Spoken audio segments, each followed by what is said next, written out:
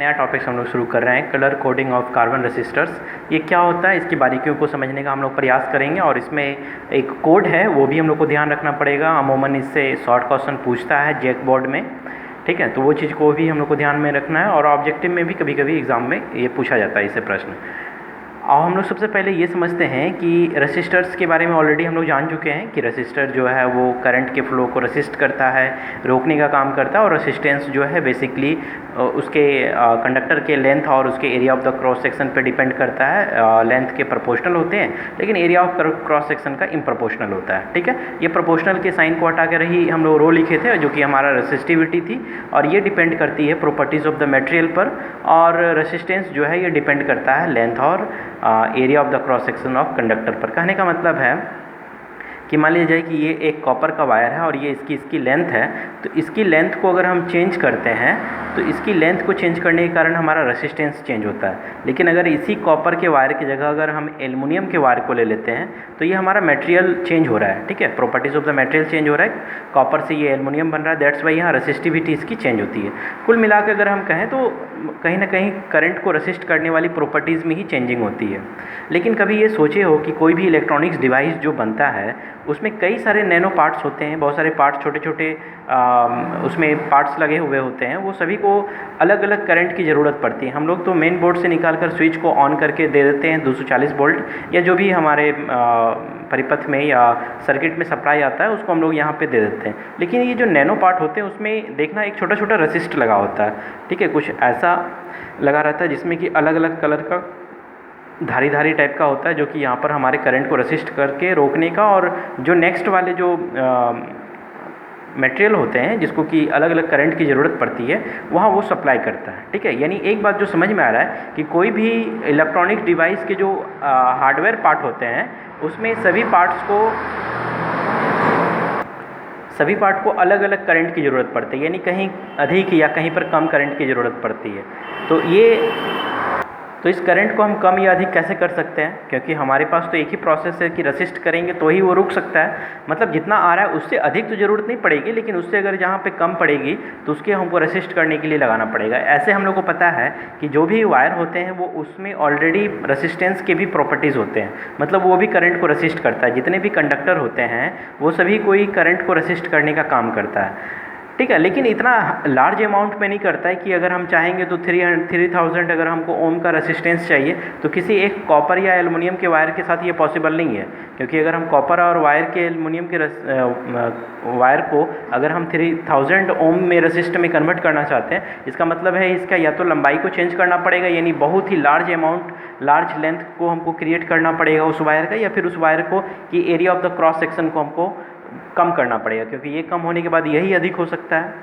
तो ये पॉसिबल नहीं है कि हम किसी एक वायर को इतने हेवी रेसिस्टेंस के रूप में कन्वर्ट कर सकते हैं। तो उसके लिए हम लोग को क्या करना पड़ेगा, एक प्रोसेस पता करना पड़ता है, एक प्रोसेस, एक तरीका हम लोग यूज करेंगे जिसमें पहली बात कि हम जितना चाहें उतना हेवी ओम्स के रेसिस्टेंस को क्रिएट कर सकते हैं, और साथ ही वो हमारा बहुत ज़्यादा कॉस्टली भी ना हो, और तीसरा वो बहुत ज़्यादा प्लेस को भी ना बोर्ड के अंदर वो बहुत ज़्यादा जगह को भी ना कवर करता हो। इसका मतलब है कि उसके लिए हम लोग को क्या करना पड़ेगा, एक वायर पे, ठीक है, उसके ऊपर कार्बन पाउडर, ठीक है, कार्बन पाउडर के एक लेप को ऐसे करके हम लोग को लगाना पड़ता है, ठीक है। ये ऐसे करके लगभग जैसे हम लोग किसी वायर के ऊपर मान लो यहाँ पर मिट्टी के लेप को अगर हम यहाँ पर लगाते हैं तो इसके ऊपर एक तरह से ये कवर कर जाता है, ठीक है। ये जो कवर करता है यही हमारा रेसिस्टेंस का काम करता है, क्योंकि कार्बन क्या करता है, करंट को रेसिस्ट करने का काम करता है, और ये काफ़ी हेवी रेसिस्टेंस होती है जो कि बहुत सारे अमाउंट के करंट को भी ये आसानी से रोक सकता है। अमूमन हम लोग करंट वाले जो इलेक्ट्रिक करंट है, जो ट्रेन जहाँ चलती है उसके ऊपर देखोगे काफ़ी मोटा जो है वो मिट्टी का बना हुआ रेसिस्टेंस होता है, ठीक है। वो कई हज़ार वोल्ट तक वो करंट को रोक सकता है, रेसिस्ट कर सकता है। तो वैसा ही है हमारे इलेक्ट्रॉनिक डिवाइस में हम लोग जो कार्बन के बने हुए एक रेसिस्टेंस का यूज़ करते हैं। और इस पर एक बात गौर करोगे कि इसको सिर्फ नॉर्मली देख कर ही हम ये नहीं कह सकते हैं कि कितने ओम का ये रेसिस्टेंस है। दैट्स वाई इसको पहचानने के लिए हम लोगों को क्या करना पड़ता है, इसके ऊपर एक अलग अलग कलर का पट्टी होता है, और ये अमूमन चार कलर में होते हैं, ठीक है। किसी रेसिस्टेंस में 3 भी हो सकता है, लेकिन अगर 3 है तो वहाँ जो चौथा वाला जो एब्सेंट है उसको एब्सेंट वाले प्रॉपर्टीज़ में रखकर उसको हम लोग सॉल्व करते हैं। हालांकि अभी हम लोग एक टेबल देखेंगे जिसमें हम लोग ये समझने का प्रयास करेंगे कि कैसे कलर कोड को हम लोग यहाँ समझने का प्रयास करेंगे। इसकी ज़रूरत ऐसे भी पड़ गई है क्योंकि अलग अलग प्लेस में या अलग अलग कंट्रीज़ में जो है कि हमारे जो लिखावट है या हमारे लिखने की जो तरीके हैं वो सब जगह अलग अलग होती है। जैसे चाइना में अगर हम लोग चले जाएँ तो मान लिया जाए कि कुछ इस तरह से लिखा हुआ है, तो ये तो समझ में नहीं आ रहा है कि चाइना वाले ने इस इलेक्ट्रॉनिक पार्ट के ऊपर क्या लिखा है, ठीक है। वैसा ही कुछ इंडियंस लिख देंगे तो उन लोगों को नहीं पता चलेगा कि क्या लिखा हुआ है। दैट्स वाई यूनिवर्सली एक हम लोग कलर कोड की बात करते हैं जिससे पूरे कंट्रीज़ को, ये सभी कंट्रीज़ को समझ में आ जाएगा कि इस कलर के माध्यम से कितना इसकी टोटल रेसिस्टेंस होगी। तो आज हम लोग उसी टोटल रेसिस्टेंस को समझने का प्रयास करेंगे। अमूमन किसी भी जो रेसिस्टेंस होगा उसकी जो बनावट होगी कुछ ऐसे होगी, ठीक है। ये पतला एक वायर होता है जिसके ऊपर ये कार्बन पाउडर के लेप को चढ़ाया जाता है, ठीक है। और ये कुछ पट्टी जैसा बना रहता है, 1 2 3 और ये मान लिया जाए ये 4, ठीक है। ये 3 और ये 4 अलग अलग कलर का पट्टी होता है जिसको कि हम लोग रेसिस्टेंस कहते हैं। ये colour code of the carbon कहेंगे और ये colour code of the carbon हम लोग अभी यहाँ समझेंगे, जो कोड हम तुम्हारे ये लिखेंगे, ठीक है। एक बात यहाँ समझ लो कि जो पहला और जो दूसरा है, फर्स्ट एंड सेकेंड जो है वो नंबर को बताएगा, नंबर,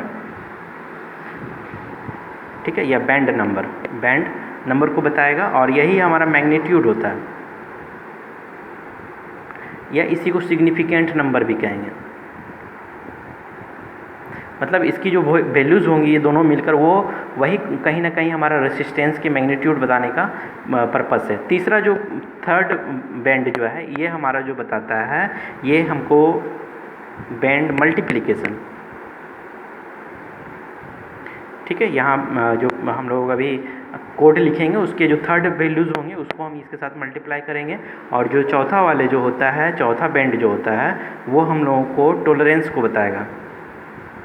टॉलरेंस का क्या मतलब है, क्योंकि ये जो कार्बन पाउडर का बना हुआ जो रेसिस्टेंस है इसमें इम्प्योरिटी भी होती है, मतलब लगभग इसकी एक निश्चित सीमा होगी कि ये जो रेसिस्टेंस है वो लगभग कुछ वैल्यूज से कुछ वैल्यू तक ही काम करेगा। या हम कह सकते हैं कि इसकी जो वैल्यू है इतना, मान लीजिए एक्स ओम से लेकर वाई ओम तक है, मतलब कोई भी जो वैल्यू निकलेगा उसकी दो वैल्यूज़ होगी, एक अपने मिडिल पॉइंट अपने वैल्यूज से कुछ कम और या तो कुछ अधिक। ये जो वैल्यूज़ होंगे उसी को हम लोग टॉलरेंस कहेंगे। यानी कहीं ना कहीं ये जो टॉलरेंस होगा वो परसेंटेज में बताएगा, जितना कम टॉलरेंस होगा उतना ये अच्छा रेसिस्टेंस के रूप में हमारा काम करेगा, यानी उतना वो हेवी रेसिस्टेंस होगा।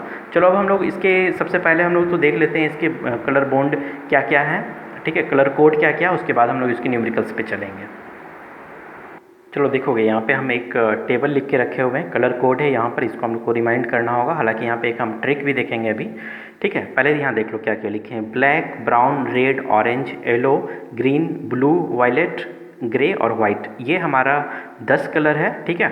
जिसके लिए हम लोग जो पहला 2 नंबर होंगे, पहला वाले जो 2 बॉन्ड होगा, ठीक है, उसके लिए जो हम लोग नंबरिंग ये यूज करेंगे, उसके साथ जो तीसरा वाला जो कलर कोड होगा, ठीक है, उसके साथ हम ये मल्टीप्लाई करेंगे और चौथा जो होगा उसके साथ हम ये प्लस माइनस के साथ ये इम्प्योरिटी की जो परसेंटेज है वो दिखाएंगे, ठीक है। इसको हम लोग सॉल्व करके न्यूमेरिकली अभी हल भी करेंगे। अमूमन दिक्कत क्या होता है स्टूडेंट के साथ कि ये कलर कोड याद नहीं रहता है, तो इसके लिए हम लोग सबका जो कैपिटल पहला वाला जो लेटर है उसको हम यहाँ पे लिखे हुए हैं। देखो तो कुछ नाम समझ में आ रहा होगा, BROY, रॉय। तो हम ऐसा करते हैं कि पहला तो कुछ वर्ड जो याद आ रहा है, BROY, रॉय, यानी 5 डिजिट हमको याद हो गया, ठीक है। तो बी से हम लोग क्या समझ गए, ब्लैक, ब्राउन, रेड, ऑरेंज और येलो, ठीक है। ये हम लोगों के लिए 5 कलर निकल कर आ गया, ठीक है। इसको थोड़ा सा और हम कुछ कोडिंग नाम के साथ करते हैं, BB Roy with great Britain has a very good wife. चलो ठीक है, ये हम लोग कुछ लिखे हुए हैं जो कि हम लोग को बोलने में आई थिंक सुविधा हो और इसके नाम से ही हम लोग कुछ वर्ड याद कर सकते हैं, इसके कलर को याद कर सकते हैं। BB Roy of Great Britain has a very good wife. ये हम लोग अमूमन एक दूसरे से डिस्कशन करके ये लाइन याद रख सकते हैं, लेकिन इस लाइन के अंदर कोड है, देखो यहाँ BBROY, ये 5 डिजिट जो ऑलरेडी हम लोग देख चुके हैं, BBROY यानी black, brown, red, orange, yellow, ठीक है। ग्रेट ये वाला वर्ड यूज करेंगे, ठीक है, ऑफ को नेगलेक्ट करेंगे। ग्रेट के साथ जो है हमारा G यूज हो गया, G के साथ ग्रीन वर्ड वर्ड यूज हो गया। फिर एक बी आ गया जिसके साथ हम ब्लू यूज करेंगे, ब्रिटेन हैज़ ए, ये सभी हमारा मायने नहीं रखता है। भी हमारा वॉयलेट हो गया, ठीक है। जी हमारे लिए ग्रे हो गया और डब्ल्यू क्या हो गई, वाइट, यानी B Roy of Great Britain as a very good wife. इस तरह से हम सारे नाम को सारे कलर के जो कोडिंग है उसको एक जगह पे हम लोग रख सकते हैं। यहाँ पे देखोगे बी 3 बार रिपीट हुआ है, तो ये थोड़ा ध्यान रखना होगा कि पहला बी जो है होता है वो ब्लैक है, ब्राउन है और ब्लू है। ब्लैक ब्राउन ब्लू ये ध्यान रहेगा तुम लोगों को। 2 जी यूज हुआ है यहाँ पर, एक है जी ग्रेट के लिए और एक है गुड के लिए। तो पहला वाला जो जी है वो ग्रीन हो गया, दूसरा जो जी है वो ग्रे कलर को बताता है, ठीक है। चौथा स्टेप में अगर ये वाला जो वैल्यू होगा वो रखेंगे, यानी अगर गोल्डन कलर है चौथे वाले में तो ±5%, सिल्वर है तो ±10%। अगर कोई कलर नहीं है यानी सिर्फ 3 ही बैंड है तो वैसे स्थिति में चौथा वाले के लिए हम लोग ±20% पे बात करेंगे, ठीक है। चलो मान लिया जाए हम यहाँ पे एक कलर कोड यहाँ ले लेते हैं कि एक हमारे पास रेसिस्टेंस है, ठीक। रेसिस्टर्स ऐसा है जिसमें कि 4 कलर का बॉन्ड है यहाँ पे हम लोगों के पास। मान लीजिए ये पहला बॉन्ड हम लोग को बता रहा है, ठीक है। ये दूसरा है, ये तीसरा है और ये हम लोगों के लिए चौथा कलर है, ठीक है। पहला वाला जो कलर है सपोज मान लिया जाए कि ये वॉयलेट को बताता है, पहला वाला, ठीक है। जो दूसरा है वो हम लोग को बताता है ग्रीन कलर को, ठीक है। जो तीसरा है 1 2 3, ये पहला दूसरा ये तीसरा जो है हम लोगों के लिए सपोज मान लो ब्लू कलर को बताता है, ठीक है।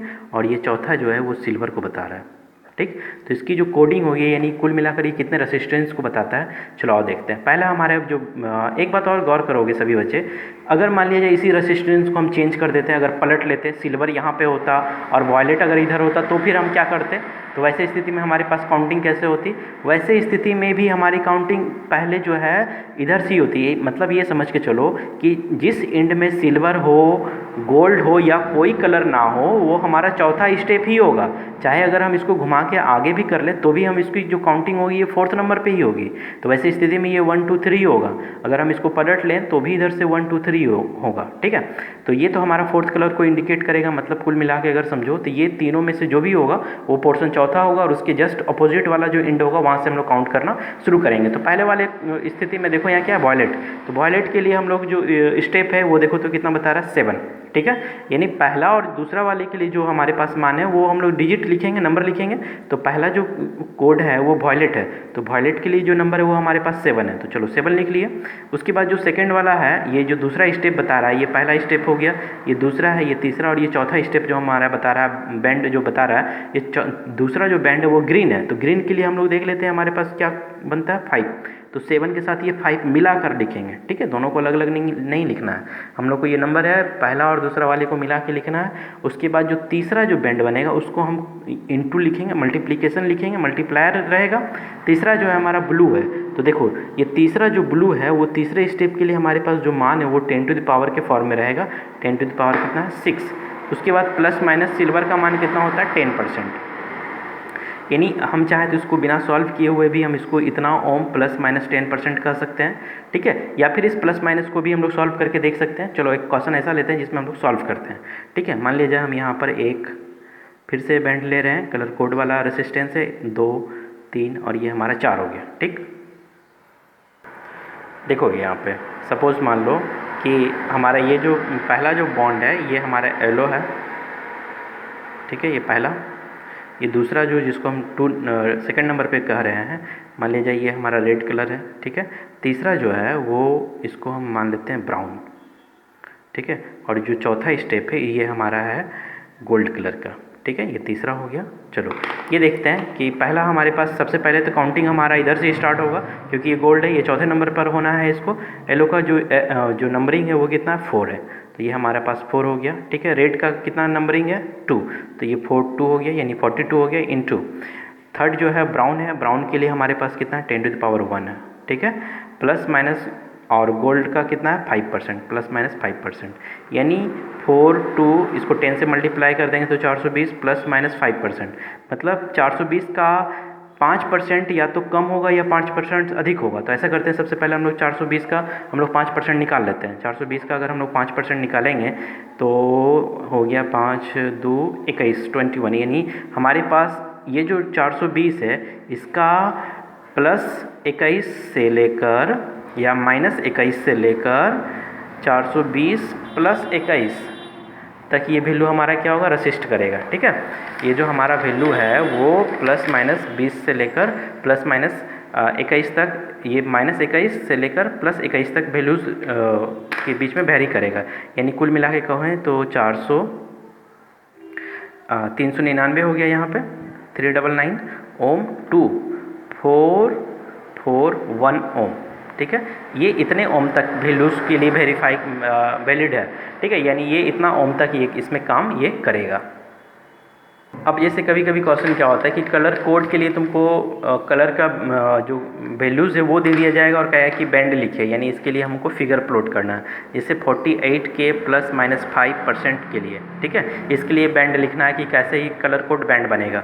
तो देखो, तो यहाँ पहला ये दूसरा हो गया हमारा 4 और 8 को रिप्रेजेंट कर रहा है। तो 4 के लिए हमारे पास मान कौन सा है, हेलो, ठीक है, और 8 के लिए हमारे पास मान कौन सा है, ग्रे।